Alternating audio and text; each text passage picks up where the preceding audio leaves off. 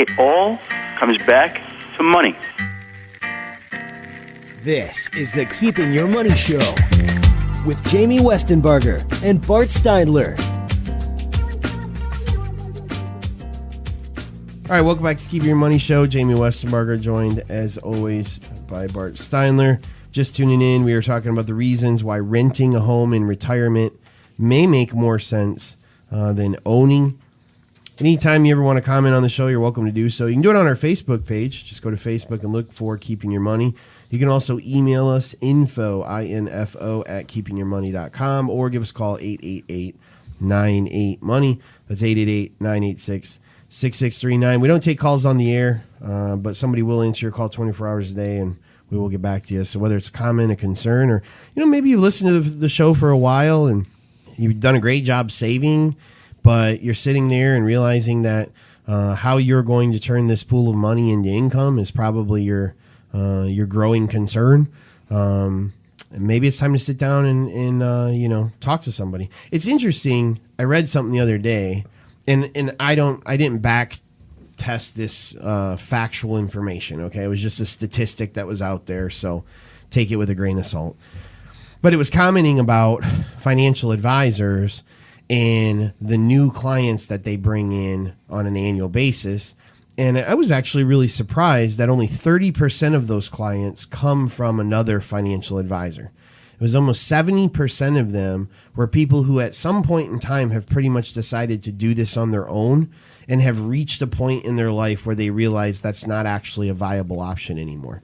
And I think a lot of times people think, well, like, I've been doing it for the last 30 years, so either A, I don't need anybody's help. Why would I pay somebody to help me? Or B, it's going to be weird for me to come in to see an advisor for the first time at 59. But those statistics would tell you you're actually more in the norm than you think you are. Well, it kind of goes to what we've been saying for a long time, is that there's a different skill set of saving and accumulating money prior to retirement than there is for distributing the money once you have retired.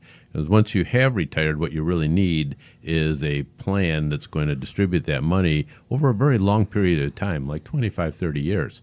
And we're looking back a couple generations, and the time from when you retired to when you pass away was maybe 5 or 10 years. And today, generally, that's not the case. Usually it's more like 20 to 30 years. So it takes a lot more planning to figure out how you're going to make that money last 30 years. And it's a lot different than just saying, I'm going to take X number of dollars and save them every month and put them in, certain types of funds and let them accumulate. It's a whole different thing. Well, especially because, in the modern day 401k, we've seen a lot of advancements. Mm-hmm. We've seen a lot more quality in there. They've brought costs down. There's a lot of index options.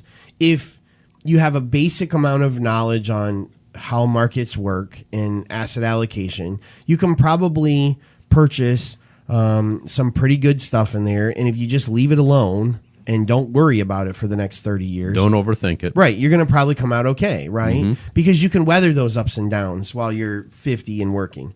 But now all of a sudden you're 65, or you're about to be 65, or you're going to retire at 62 or whatever. And you realize, now I need to access that money. I need to turn that money into $30, $40, $50, $60,000 a year in income. Well, now that's a whole nother conversation on how that happens, because now you're not able to weather those storms like you used to be able to. And so it's that much more important to really professionally get that looked at. And I think that flows into USA Today talking about this idea of early accessing of retirement plans. So often, too often, we're seeing the average person out there look at their 401k as something more than what it is. Your 401k, your 403b, whatever it is that you have, is a retirement savings plan, period. It is not the bank said no, so I still need that money, so I go to my 401k loan program. It is not this is a one-time emergency and I'll never do it again distribution program. That, by the way, never happens. Yeah. It is not, my kid is really in a jam and this is the only place I can get money, so I'm going to take it out program. None of those are what your 401k is for. It should really be like the sacred money you never touch, ever, ever, ever until you retire. And then even when you retire, taking a real solid look at how are you going to take that money out? Where is the money coming from for your income? It's not just as simple as saying, oh, I'm going to take 4% and I'll be good to go.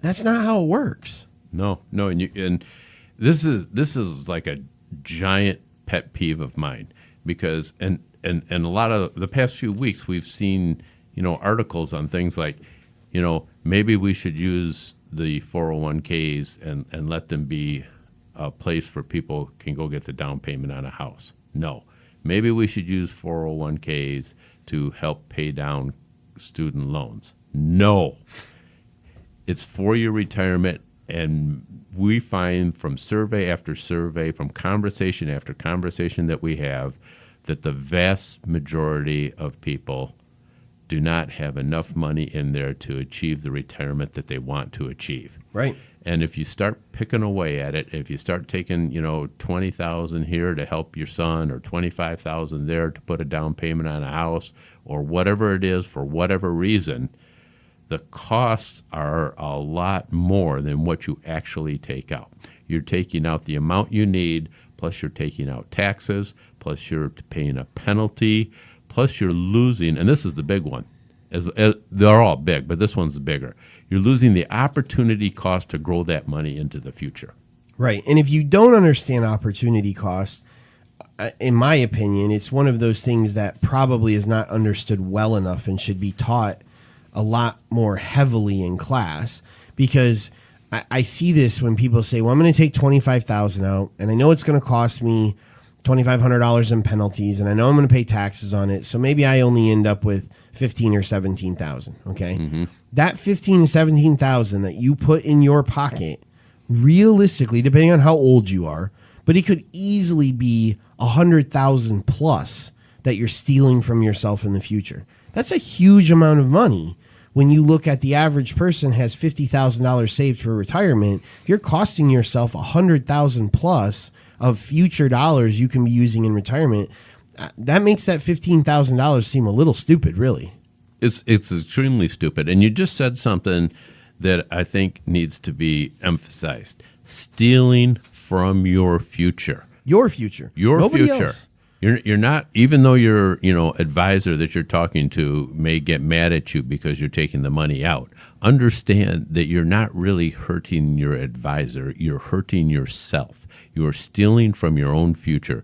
You are making a decision that I am going to solve this short-term problem and create a much bigger long-term problem for myself. That's what I'm doing when I'm withdrawing from my retirement funds early.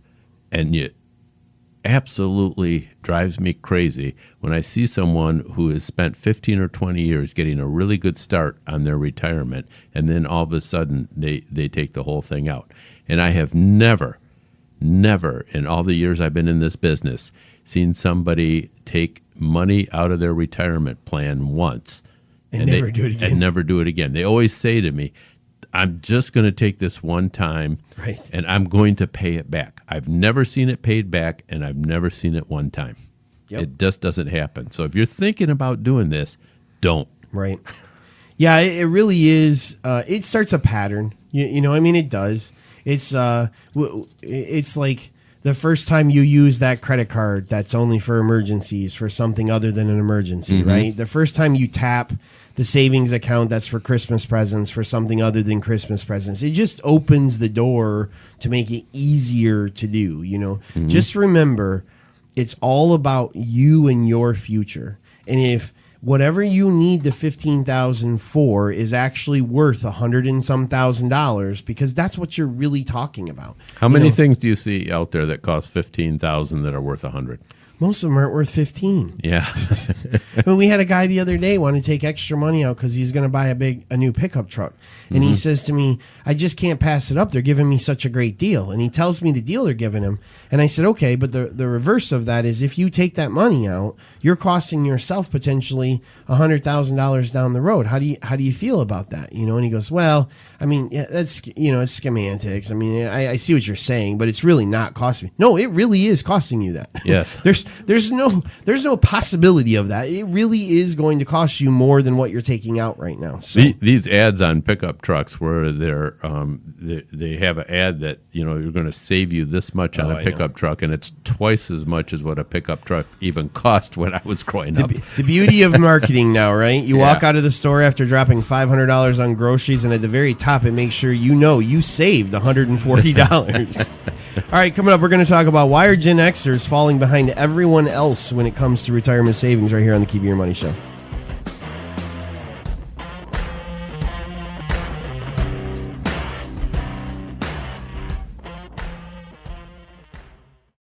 There's no one-size-fits-all when it comes to planning your future. Jamie, Bart, and all of the advisors at the Keeping Your Money Show understand that your financial goals are unique and your needs are going to change at varying stages of your life.